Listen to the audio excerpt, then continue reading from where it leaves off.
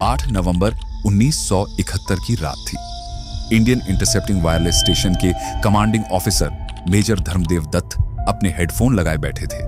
अचानक उनकी भौहें सिकुड़ गईं। कराची और ढाका के बीच कम्युनिकेशन का लेवल अचानक बढ़ गया था। कई दिनों से उन्हें शक था और अब सब क्लियर हो रहा था। उन्होंने धीरे से कहा, कुछ तो बड़ा खेल होने वाला है, पाकिस्तान कुछ प्लान कर रहा है। लेकिन सबसे बड़ा सवाल यही था, कब, कैसे और कहां। लगातार 72 घंटे तक वो और उनकी टीम इस राज को खोलने में लगे रहे। थकान हावी थी लेकिन हिम्मत नहीं टूटी। 10 नवंबर की सुबह आखिरकार मेहनत रंग लाई। कोड डिकोड हुआ और सामने आया पाकिस्तान का असली प्लान। गाजी को भेजा जा रहा है विक्रांत को डुबोने। यह सुनकर हर किसी की धड़कन तेज हो गई। पीएनएस गाजी साउथ एशिया की पहली और सबसे ताकतवर सबमरीन। अमेरिका से साल 1964 में लीज पर ली गई ये सबमरीन पाकिस्तान की शान मानी जाती थी। पाकिस्तान को पूरा यकीन था कि अगर उसने विक्रांत को खत्म कर दिया तो जंग शुरू होने से पहले ही भारत की कमर टूट जाएगी। लेकिन इंडिया भी खामोश बैठने वाला नहीं था। नेवी ने तुरंत हाई अलर्ट जारी किया। एक ऑफिसर ने कहा, अगर गाजी विक्रांत तक पहुंच गई तो सब खत्म, हमें उसे रोकना ही होगा। इधर पाकिस्तान को पूरा भरोसा था कि गाजी अपनी मंजिल तक पहुंच जाएगी।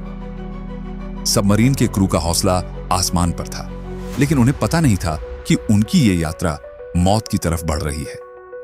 समुद्र की गहराइयों में अब चालें चल रही थी। इंडियन नेवी ने एक ऐसा ट्रैप बिछाया जिसमें गाजी खुद ब खुद फंस गई। हर गुजरते वक्त के साथ उसके लिए खतरा और करीब आ रहा था। फिर वो पल आया जिसने इतिहास बदल दिया। गाजी, जो आईएनएस विक्रांत को खोजने निकली थी, खुद गहरे समंदर में दफन हो गई। पाकिस्तान का सबसे बड़ा दांव उसी पर भारी पड़ गया।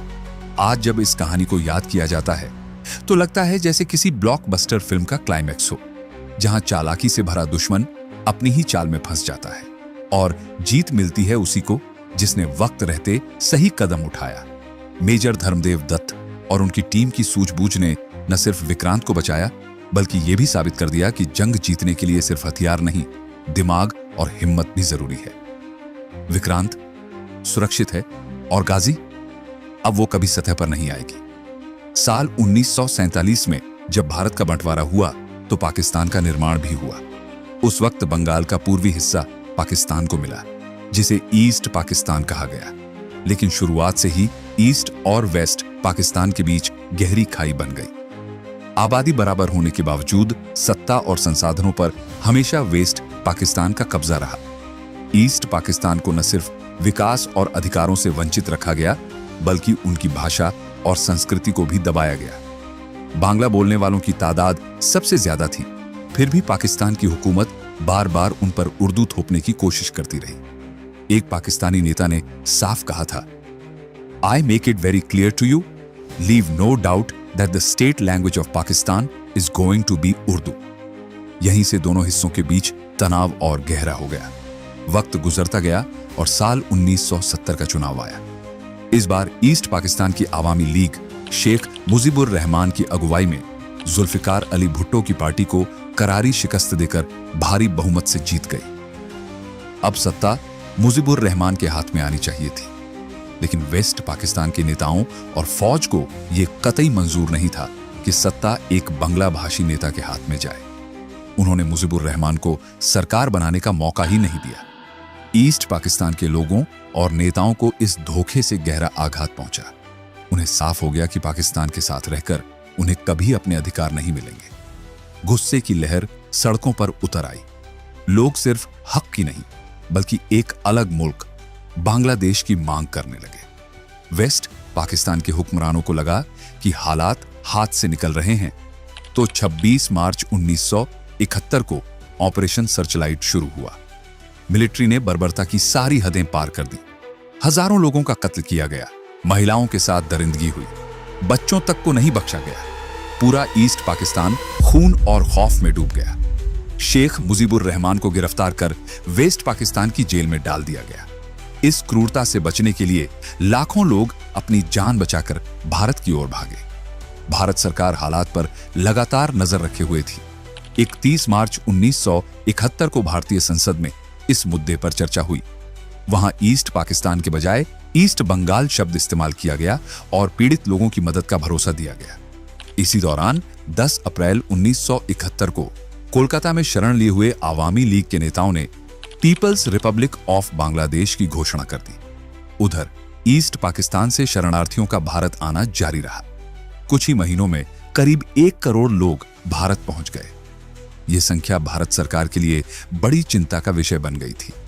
प्रधानमंत्री इंदिरा गांधी हालात को हल्के में नहीं ले सकती थी। उन्होंने कई देशों का दौरा किया और पाकिस्तान की हकीकत को दुनिया के सामने रखने की कोशिश की। उन्होंने साफ कहा, यह सिर्फ ईस्ट पाकिस्तान का मसला नहीं है, यह इंसानियत का सवाल है। लेकिन इसके बावजूद अमेरिका और पश्चिमी देशों ने कोई ठोस कदम नहीं उठाया। ईस्ट पाकिस्तान जल रहा था, लोग मर रहे थे और दुनिया खामोश थी। साल 1971 में हालात इतने बिगड़ चुके थे कि भारत के सामने एक ही रास्ता बचा था, पाकिस्तान के खिलाफ सीधी सैन्य कार्रवाई। प्रधानमंत्री इंदिरा गांधी चाहती थी कि फौरन युद्ध शुरू किया जाए, लेकिन army chief general Sam Manekshaw ने उन्हें रोक दिया। उन्होंने साफ कहा, प्रधानमंत्री जी, अभी नहीं। अगर हम मानसून में युद्ध शुरू करेंगे तो हमारे टैंक और तोपें ईस्ट पाकिस्तान की कीचड़ में धंस जाएंगी। हमें वक्त चाहिए। ईस्ट पाकिस्तान में हर साल बारिश से बाढ़ जैसी हालत बन जाती थी। ऐसे माहौल में युद्ध छेड़ना भारतीय सेना के लिए खुदकुशी जैसा होता। इसलिए मानेकशॉ ने इंदिरा गांधी को धैर्य रखने और कुछ महीने इंतजार करने की सलाह दी। लेकिन इंतजार का यह वक्त यूं ही नहीं गुजरा। भारत ने इस दौरान तैयारी और ट्रेनिंग का पूरा खेल शुरू कर दिया। जनरल मानेकशॉ की निगरानी में देश भर में कई ट्रेनिंग कैंप बनाए गए। इन कैंपों में ईस्ट पाकिस्तान की आजादी के लिए लड़ रहे मुक्ति वाहिनी के लड़ाकों को स्पेशल ट्रेनिंग दी जाने लगी। भारत ने उन्हें हथियार, संसाधन और रणनीति सब कुछ मुहैया कराया। कुछ ही महीनों में मुक्ति वाहिनी इतनी मजबूत हो चुकी थी कि वो पाकिस्तानी आर्मी से सीधे टक्कर लेने को तैयार हो गई। उधर पाकिस्तान भी ये सब बहुत करीब से देख रहा था। उसे साफ अंदाजा हो चुका था कि अब एक बड़े युद्ध से बचना नामुमकिन है। और उसकी सबसे बड़ी चिंता थी आईएनएस विक्रांत। आईएनएस विक्रांत भारत का इकलौता एयरक्राफ्ट कैरियर था, लेकिन उसकी ताकत इतनी थी कि पाकिस्तान उसे खतरा नंबर 1 मानने लगा। विक्रांत असल में समुद्र पर तैरता हुआ एयरबेस था। इस पर एक साथ कई फाइटर जेट्स और हेलीकॉप्टर्स तैनात किए जा सकते थे। हॉकर सी हॉक जेट्स, बीएसी हैरियर, सी किंग हेलीकॉप्टर्स और चेतक हेलीकॉप्टर्स के साथ विक्रांत किसी भी दुश्मन के ठिकाने को पलक झपकते खत्म कर सकता था। एक इंडियन ऑफिसर ने मजाक में कहा था, विक्रांत अकेला ही पाकिस्तान के आधे नेवी बेस के बराबर है। पाकिस्तान को समझ आ गया था कि अगर जंग छिड़ा तो विक्रांत उसकी सबसे बड़ी मुश्किल बनेगा। भारत भी सिर्फ रक्षा पर नहीं रुका। उसने दिमागी खेल खेलते हुए पाकिस्तान का ध्यान ईस्टर्न फ्रंट से हटाकर वेस्टर्न फ्रंट की ओर मोड़ दिया। भारतीय वायुसेना और नेवी ने वेस्टर्न फ्रंट पर अपने ऑपरेशंस तेज कर दिए। पाकिस्तान पहले ही एयर पावर में भारत से पीछे था और नेवल पावर में भी उसके पास ज्यादा जहाज या सबमरीन नहीं थी। मजबूरी में Pakistani navy chief vice admiral Muzaffar Hasan ने अपनी पूरी ताकत वेस्टर्न फ्रंट पर तैनात कर दी। यही भारत की सबसे बड़ी चाल थी। पाकिस्तान ने पूरा फोकस वेस्ट में लगा दिया और ईस्टर्न फ्रंट लगभग खाली रह गया। वहां उसके पास बस एक नेवल डिस्ट्रॉयर, पीएनएस सिलहट और कुछ गिने चुने गनबोट स्क्वाड्रन ही बचे। इंडियन नेवी ने मौके का फायदा उठाया। तेजी से ईस्टर्न फ्रंट पर नेवल ऑपरेशंस शुरू किए गए और बंगाल की खाड़ी में ब्लॉकेड लगा दिया गया। इस ब्लॉकेड में न सिर्फ पाकिस्तानी जहाज बल्कि 8 विदेशी मर्चेंट शिप्स भी फंस गए। इसका मतलब था कि ईस्ट पाकिस्तान पूरी तरह से वेस्ट पाकिस्तान से कट चुका था। अब भारत आसानी से ईस्ट पाकिस्तान में पाकिस्तानी आर्मी तक जाने वाली सप्लाई रोक सकता था, चाहे वो हथियार हो या राशन। इसके लिए इंडियन नेवी ने 18,000 स्क्वायर मील का एक सर्विलेंस जोन बना दिया। वहां से गुजरने वाले हर जहाज की बारीकी से जांच होती। जो न्यूट्रल पाए जाते उन्हें नजदीकी भारतीय पोर्ट तक सुरक्षित एस्कॉर्ट कर दिया जाता। माहौल गर्म हो चुका था। दोनों ओर सेनाएं तैयार खड़ी थीं। एक भारतीय सैनिक ने साथी से कहा, अब देर नहीं, लगता है वक्त आ गया है। और सच में युद्ध बस दरवाजे पर दस्तक देने ही वाला था। युद्ध की आहट साफ सुनाई देने लगी थी। ऐसे हालात में इंडियन नेवी ने अपने सबसे बड़े हथियार आईएनएस विक्रांत को ईस्टर्न नेवल कमांड में तैनात कर दिया। उसके साथ 2 leopard class frigates INS Brahmaputra और INS Beas, 2 Petya 3rd class corvettes और सबमरीन आईएनएस खंडेरी भी शामिल किए गए। विक्रांत पर लगातार सी ट्रायल किए गए ताकि किसी भी टेक्निकल गड़बड़ी को दूर किया जा सके। कुछ ट्रायल्स के बाद साफ हो गया कि ये एयरक्राफ्ट कैरियर पहले की तरह अपनी पूरी स्पीड पकड़ने में सक्षम है। इसका सीधा मतलब था कि अब विक्रांत से चटगांव और खुलना जैसे अहम पाकिस्तानी पोर्ट्स को आसानी से निशाना बनाया जा सकता था। पाकिस्तान अच्छे से समझ रहा था कि अगर जंग छिड़ी तो विक्रांत उसके लिए सबसे बड़ा खतरा साबित होगा। इसलिए उसने सबसे पहले इसी एयरक्राफ्ट कैरियर को खत्म करने की योजना बनाई।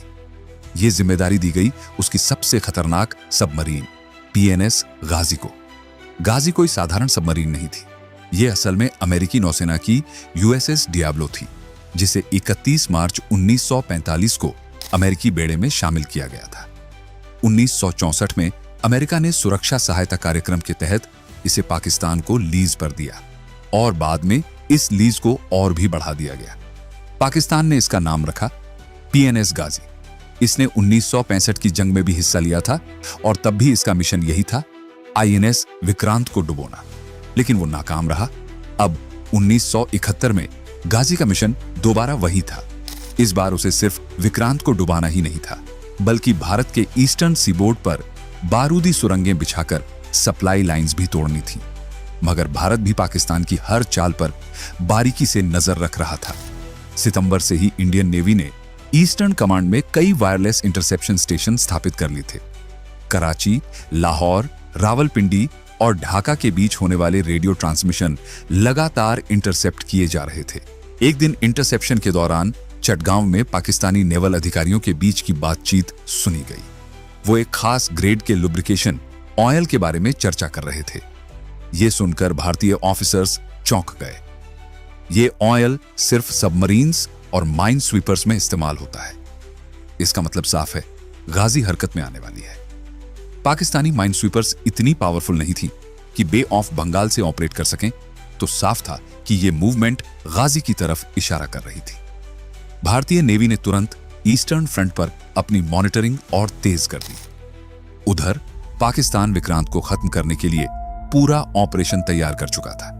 8 नवंबर 1971 को पाकिस्तानी नेवी में ऑपरेशन प्लान्स के डायरेक्टर रियर एडमिरल अब्दुल वाहिद बोमल ने मिशन की जिम्मेदारी कैप्टन जफर मोहम्मद खान को सौंपी। उन्हें विक्रांत से जुड़ी हर जानकारी दी गई। उसी वक्त आदेश जारी हुआ, गाजी का हर नाविक फौरन अपनी ड्यूटी पर लौट आए। छुट्टियां रद्द, अब का मिशन है विक्रांत को डुबोना। पल भर में गाजी का माहौल बदल गया।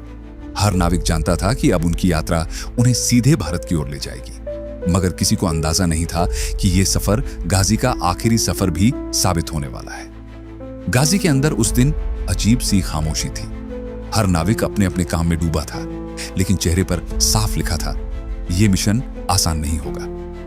इंजन रूम में बैठे इंजीनियर ने पसीना पोंछते हुए अपने साथी से धीरे से कहा, भाई, अगर यह विक्रांत सच में सामने आ गया तो सोच भी सकता है पूरा हिंदुस्तान हम पर टूट पड़ेगा। उस पर सामने बैठे नाविक ने हंसने की कोशिश की, लेकिन आवाज कांप गई।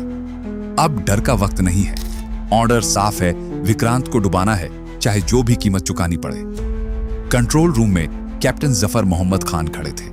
उन्होंने नक्शे पर उंगली फेरते हुए क्रू को संबोधित किया, सुनो सब, यह मिशन आसान नहीं है। हमें भारत की निगाहों से बचकर ईस्टर्न कोस्ट तक पहुंचना है, विक्रांत को खोज निकालना है। याद रखना, अगर हम सफल हुए तो पाकिस्तान का इतिहास बदल जाएगा। उनकी आवाज में जोश था, लेकिन भीतर का तनाव कोई नहीं छुपा पा रहा था। एक जूनियर ऑफिसर ने धीरे से पूछा, सर, अगर हमें इंडियन नेवी ने इंटरसेप्ट कर लिया तो? जफर ने गहरी सांस ली और कहा, तो हम भी आखिरी दम तक लड़ेंगे। गाजी पीछे हटना नहीं जानती। पूरी सबमरीन में ये शब्द गूंज गए। बाहर गहरा समुद्र और अंदर सीने में उमड़ता तूफान। नाविकों की आंखों में डर और गर्व दोनों साफ दिख रहा था। कोई अपने परिवार की तस्वीर देख रहा था, तो कोई चुपचाप अल्लाह को याद कर रहा था। इंजन की गड़गड़ाहट के बीच हर सांस भारी हो चुकी थी। इधर भारत भी चुप नहीं बैठा था। ईस्टर्न कमांड पर इंटरसेप्शन की गति तेज हो चुकी थी। हर रेडियो ट्रांसमिशन पर नजर थी। गाजी चुपके से आगे बढ़ रही थी, लेकिन हिंदुस्तान की निगाहें उसकी छाया तक पकड़ चुकी थी। भारत के वायरलेस इंटरसेप्शन स्टेशन में उस वक्त माहौल बेहद टेंस था। मेजर धर्मदेव दत्त लगातार मशीनों के सामने बैठे कराची और ढाका के बीच तेजी से बढ़ रही रेडियो एक्टिविटी को डिकोड करने की कोशिश कर रहे थे। 3 दिन और 3 रात बिना सोए, बिना रुके, और आखिरकार 10 नवंबर को उन्होंने वो काम कर दिखाया जो नामुमकिन सा लग रहा था। पाकिस्तान का नेवल कोड पूरी तरह से डिकोड हो चुका था। कुछ ही घंटों में भारत के आर्मी, नेवी और एयरफोर्स हेडक्वार्टर्स तक ये राज पहुंच चुका था कि पाकिस्तान सीधे सीधे आईएनएस विक्रांत को निशाना बनाने वाला है। मेजर दत्त ने राहत की सांस ली, लेकिन उनके चेहरे पर फिक्र साफ झलक रही थी।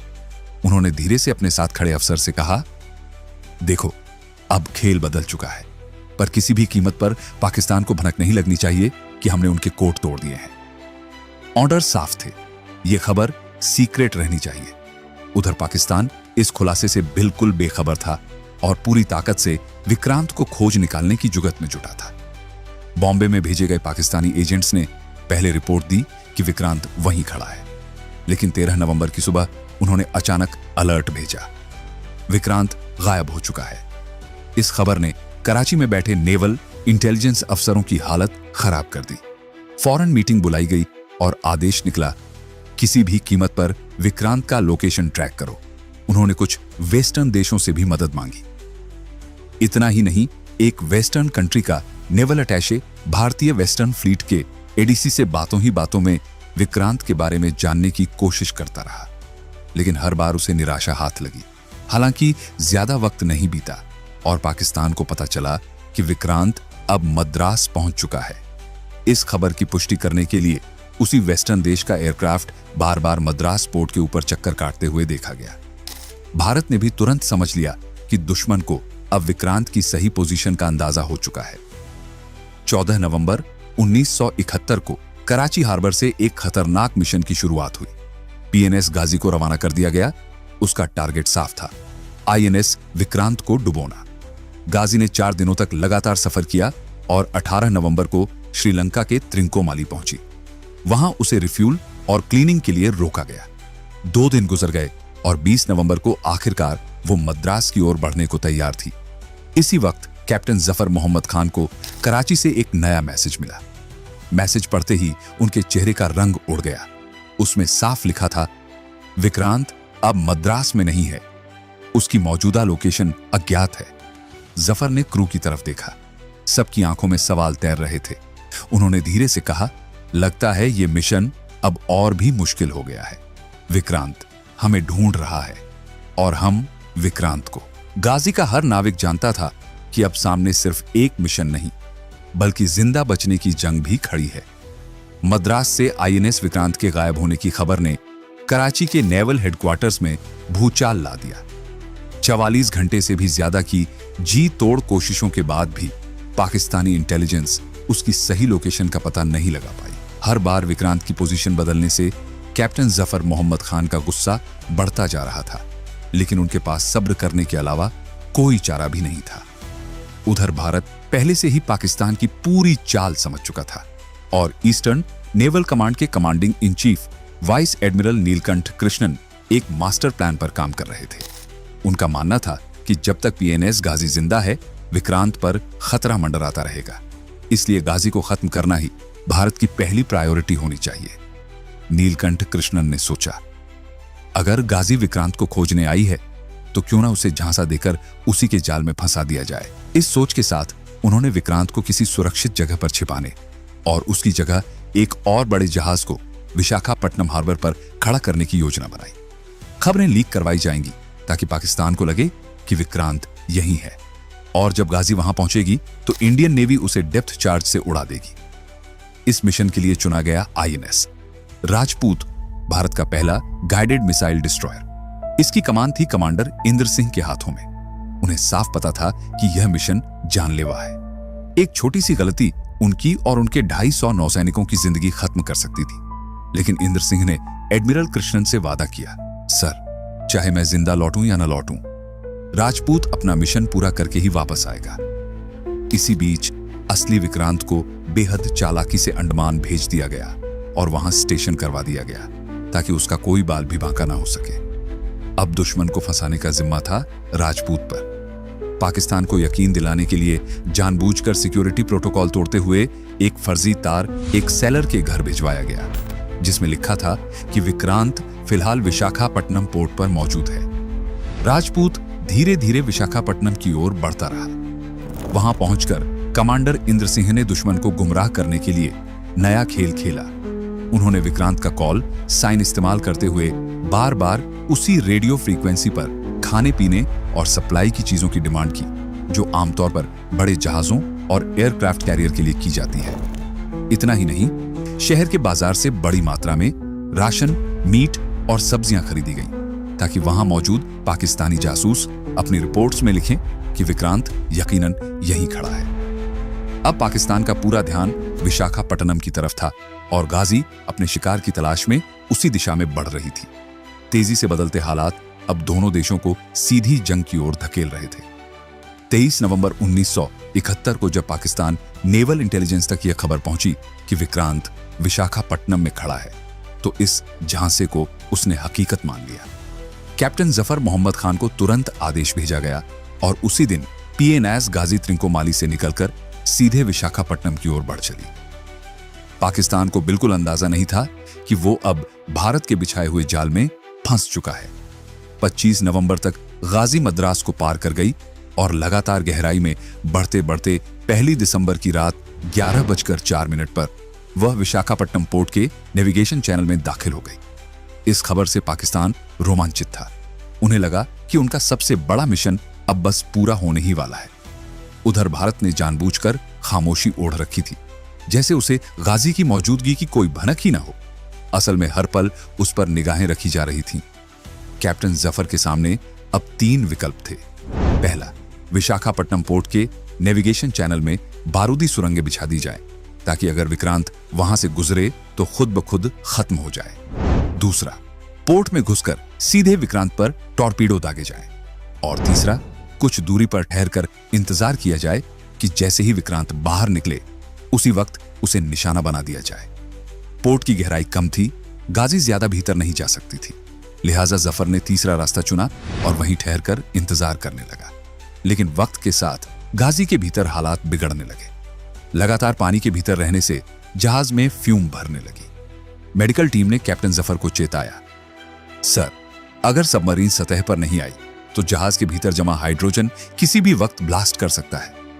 क्रू की तबीयत तेजी से बिगड़ रही है। जफर के लिए यह फैसला आसान नहीं था। सतह पर आना मतलब इंडियन नेवी के सामने खुद को उजागर कर देना, लेकिन हालात मजबूर कर रहे थे। कई नाविक खांसी से बेहाल थे, कुछ की आंखें लाल हो चुकी थीं, कई की तबीयत लड़खड़ा रही थी। उधर INS राजपूत के कमांडर इंद्र सिंह ने अपने जहाज को हर तरह के नेविगेशनल सिग्नल से मूक कर रखा था। पिछले 3 दिनों से उनकी टीम लगातार इसी इलाके में पेट्रोलिंग कर रही थी। उनके जहाज का एक ही मिशन था, गाजी को बाहर खींचना और फिर उसे डेप्थ चार्ज से उड़ाना। मगर गाजी अब तक सामने नहीं आई थी। इसी लुका छिपी के खेल के बीच आखिरकार 3 दिसंबर का दिन आ पहुंचा। शाम के ठीक 5:04 पर अचानक पाकिस्तान की एयरफोर्स ने भारत के एयरबेस अंबाला, उत्तरलय, जोधपुर, पठानकोट, श्रीनगर और अवंतीपुर पर हमला बोल दिया। इसे ऑपरेशन चंगेज खान का नाम दिया गया। अब साफ हो गया था कि युद्ध आधिकारिक तौर पर शुरू हो चुका है। भारतीय सेना पहले से ही अलर्ट पर थी। पाकिस्तान ने हमला किया तो भारत ने भी पलटवार में देर नहीं की। दोनों तरफ से जमीन और आसमान में गोलियों और बमों की गूंज सुनाई देने लगी। यही वो लम्हा था जिसने तीसरे भारत पाक युद्ध की आधिकारिक शुरुआत कर दी। उस रात करीब आधी रात को प्रधानमंत्री इंदिरा गांधी ने ऑल इंडिया रेडियो से देशवासियों को संबोधित किया। उन्होंने सख्त लहजे में कहा, हमारे ऊपर हमला किया गया है, लेकिन देश घबराए नहीं। भारत इस चुनौती का डटकर सामना करेगा। मैं विपक्षी दलों और देश के हर नागरिक से अपील करती हूं कि इस कठिन वक्त में एकजुट होकर सरकार और सेना का साथ दें।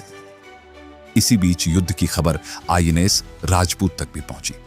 कमांडर इंद्र सिंह को आदेश मिला कि वे तुरंत वहां से मूव होकर दूसरे मोर्चे पर तैनात हों। लेकिन तभी समुद्र की गहराई में हालात तेजी से करवट ले रहे थे। PNS गाजी में सवार सैनिकों की तबीयत लगातार बिगड़ रही थी। जहाज के भीतर सांस लेना मुश्किल होता जा रहा था। हालात को देखते हुए कैप्टन जफर ने फैसला किया, पहले गाजी को पेरिस्कोप लेवल तक ले जाओ, बाहर का हाल देखेंगे, अगर सब ठीक हुआ तो सतह पर आ जाएंगे। आदेश के बाद गाजी धीरे धीरे ऊपर उठी और पेरिस्कोप से बाहर का जायजा लिया जाने लगा। उस वक्त इंद्र सिंह लगभग पोर्ट छोड़ने ही वाले थे, लेकिन अचानक आईएनएस राजपूत के सोनार पर एक मूविंग ऑब्जेक्ट का सिग्नल मिला। टेक्नीशियंस ने कुछ ही देर में कंफर्म कर दिया कि यह कोई और नहीं बल्कि गाजी है। 3 दिन से चली आ रही तलाश अब पूरी हो चुकी थी। इंद्र सिंह ने तुरंत आदेश दिया, राजपूत की स्पीड बढ़ाओ, टारगेट साफ है। राजपूत तेजी से गाजी की ओर बढ़ने लगा। उधर पेरिस्कोप से कैप्टन जफर ने देखा कि सामने से एक विशाल भारतीय युद्धपोत उनकी ओर लपकता चला आ रहा है। हालात की गंभीरता समझते ही उन्होंने चिल्लाकर आदेश दिया, सबमरीन नीचे ले जाओ, जल्दी करो। लेकिन अब वक्त हाथ से निकल चुका था। आईएनएस राजपूत नजदीक पहुंच चुका था और उसने बिना देर किए 2 खतरनाक डेप्थ चार्ज दाग दिए। राजपूत पूरी रफ्तार से आगे निकल गया, लेकिन पीछे समुद्र की गहराई में एक भयानक खेल शुरू हो चुका था। उधर इंदिरा गांधी का देश के नाम संबोधन खत्म भी नहीं हुआ था कि विशाखापट्टनम तट से कुछ ही दूरी पर समंदर ने आसमान तक गूंजने वाला एक जबरदस्त धमाका उगला। समंदर ने उस रात ऐसा रूप दिखाया कि पोर्ट के आसपास के घरों के शीशे तक टूट गए। धमाके की आवाज इतनी तेज थी कि दूर दूर तक गूंजती रही। ऐसा महसूस हो रहा था मानो समुद्र के भीतर कोई परमाणु बम फटा हो। उस जोरदार धमाके से पानी कई फीट ऊपर तक उठ गया। आसपास के लोग घबराकर सोचने लगे कि पाकिस्तानी एयरक्राफ्ट उनके शहर पर हमला कर रहे हैं, लेकिन असलियत कुछ और ही थी। पाकिस्तान की सबसे खतरनाक सबमरीन पीएनएस गाजी को भारतीय नेवी की शानदार रणनीति ने पूरी तरह से नष्ट कर दिया था। गाजी के साथ उसके 933 नौसैनिक भी समुद्र की गहराइयों में समा गए। भारत ने इस मिशन में एक बड़ी जीत हासिल की। पीएनएस गाजी के डूबने के बाद ईस्टर्न फ्रंट आईएनएस विक्रांत के लिए पूरी तरह खाली हो गया, जिसका फायदा भारत को युद्ध के आगे के हिस्सों में मिलने वाला था। अगले दिन 4 दिसंबर की सुबह कुछ मछुआरों को विशाखापट्टनम के कोच से गाजी के मलबे के टुकड़े और पाकिस्तानी सैनिकों की कई लाइफ जैकेट्स तैरती हुई मिली। यह सब साफ साफ पाकिस्तान की हार की गवाही दे रहे थे। इंडियन नेवी ने पीएनएस गाजी के डूबने की पुष्टि करने के लिए उसी दिन दोपहर को लूटने कमांडो सज्जन कुमार दहिया के नेतृत्व में एक टीम आईएनएस अक्षय के साथ घटनास्थल पर भेजी। इस टीम ने गाजी की क्लॉक रिकवर की, जो 4 दिसंबर की 12:01 पर बंद हुई थी। भारतीय नेवी की चालाकी और रणनीति ने पाकिस्तान को पीएनएस गाजी खोने का बड़ा झटका दिया, लेकिन पाकिस्तान ने अपनी बदनामी बचाने के लिए इस घटना को केवल एक एक्सीडेंट बता दिया। उनके अनुसार गाजी अंधेरे की वजह से अपनी पोजीशन पहचान नहीं पाई और अपने ही बिछाए माइनफील्ड में फंसकर ब्लास्ट हो गई। हालांकि पाकिस्तान जो कुछ भी कहे, दुनिया के सामने जो कहानी पेश करे, भारत ने अपना काम कर लिया था। इस जीत से उत्साहित इंडियन नेवी ने 4 दिसंबर को आईएनएस विक्रांत के साथ ईस्ट पाकिस्तान में धावा बोल दिया। उसी दिन विक्रांत के फाइटर जेट्स ने चटगांव और कॉक्स बाजार में बमबारी कर पाकिस्तानी सी रूट को ब्लॉक कर दिया। अब पाकिस्तानी सेना को वेस्ट पाकिस्तान से हथियार और लॉजिस्टिक्स मिलने बंद हो गए। युद्ध के दौरान यही रणनीति जारी रही। आईएनएस विक्रांत ने मोंगला और खुलना में पाकिस्तानी सेना को पीछे हटने पर मजबूर कर दिया। हर एक प्रहार पाकिस्तान के जख्मों को और गहरा कर रहा था। पश्चिमी फ्रंट पर भी भारत ने इसका फायदा उठाया। 4 दिसंबर 1970 को इंडियन मिसाइल बोट्स कराची में घुसकर भारी तबाही मचा रहे थे। वहां तैनात Pakistani naval vessel PNS Khyber ने इसकी खबर पाते ही हमला करने की कोशिश की, लेकिन कुछ ही देर में वह खुद भारतीय मिसाइलों का निशाना बन गई। बॉयलर रूम में भयंकर आग लगी और थोड़ी देर बाद यह समुद्र की गहराइयों में समा गई। दोनों देशों के बीच यह युद्ध लगभग 13 दिनों तक चला। अंततः 16 दिसंबर 1971 को भारतीय सेना ने पाकिस्तानी आर्मी को चारों ओर से घेर लिया। मजबूर होकर लगभग 93,000 पाकिस्तानी सैनिकों ने भारतीय सेना के सामने सरेंडर कर दिया। इस जीत के साथ ही ईस्ट पाकिस्तान को मुक्ति मिली और भारत के प्रयासों से बांग्लादेश के रूप में एक नया देश जन्मा। बाद में अमेरिका ने पीएनएस गाजी को अपनी सबमरीन होने का दावा करते हुए भारत से इसे समुद्र से बाहर निकालने की मांग की, लेकिन भारत ने साफ कहा कि गाजी ने अवैध रूप से भारतीय जल क्षेत्र में घुसपैठ की थी, इसलिए यह अनुमति नहीं दी जा सकती। आज भी आईएनएस विक्रांत को डुबाने के लिए निकली पीएनएस गाजी अपने अधूरे सपनों के साथ विशाखापट्टनम पोर्ट के पास समुद्र की सैकड़ों फीट गहराई में दबी हुई है, जहां उसकी शहादत की गवाही लेने वाला कोई नहीं है। और यहीं खत्म नहीं होती कहानी। अगर आप ऐसे ही रोचक और रहस्यमय इतिहास की कहानियां सुनना चाहते हैं तो चैनल को सब्सक्राइब करना ना भूलें और बेल आइकन दबाकर रहे हर नई कहानी की अपडेट सबसे पहले। यही था रिवीलिंग आइज का खास अंदाज, इतिहास और युद्ध की दिलचस्प कहानियों को पेश करने का।